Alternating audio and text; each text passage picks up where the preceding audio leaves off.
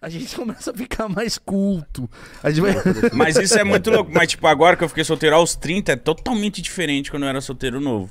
Eu continuo fazendo minhas putarias, os bagulho, mas é suave. É que você tem 30 anos, velho. É. Você quer bater papo.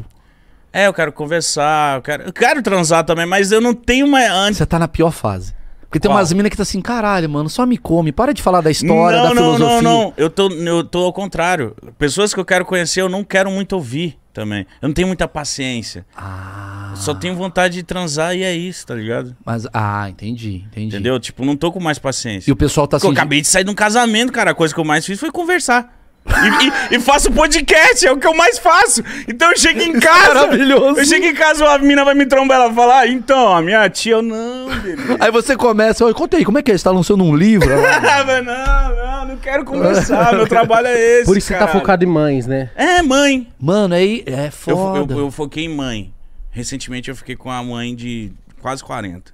Caralho, mano. Ah, tá. Peraí. A mãe de... Ah, tá. Acho que era mãe de 40 filhos. Eu falei, é de Taubaté lá, mano. E aí rolou tudo que eu zoava. E tipo, a gente foi num rolê e tal. Num rolê não, eu e ela. E aí chegou o momento que eu falava que eu falei, mano, eu quero pegar a mãe porque mãe tem pouco tempo. A mãe não tem muita paciência que o filho tá no celular pedindo carro emprestado. Isso é genial. E aí eu falei isso. Aí eu tava na piscina.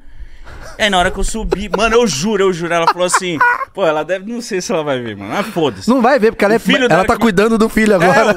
O filho que me apresentou, o filho falou, mano, olha aqui ela.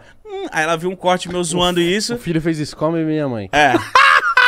E aí, mano, eu tava na piscina com ela, aí ela falou assim, mano, ai, me desculpa, eu tô um pouco nervosa. Eu falei, por quê?